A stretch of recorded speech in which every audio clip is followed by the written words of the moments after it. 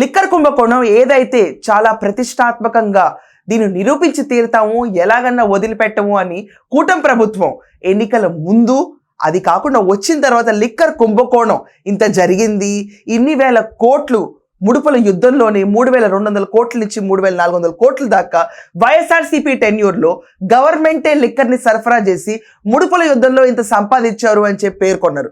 ఇదంతా కాకుండా మనం చూస్తూ ఉంటే ఒరిజినల్గా లిక్కర్ కుంభకోణంలో ఎన్ని లక్షల కోట్లో ఎవరికీ తెలియదు ఈ రోజు దాకా. డెన్లు అన్నారు, బంకర్లు అన్నారు, హిడెన్ ప్లేసెస్ అన్నారు. సిట్ ఇన్వెస్టిగేషన్ మాత్రం చాలా ర్యాపిడిఫైయింగ్ స్పీడ్లో ముందుకెళ్ళింది. సిట్ వాళ్ళకున్న పరిధిలో, వాళ్ళకున్న టైం లిమిట్లో ఇంతకంటే ఫాస్ట్గా ఎవరూ చేయలేరు అని చెప్పి ప్రతి ఒక్కళ్ళు ఆశ్చర్యపోయారు.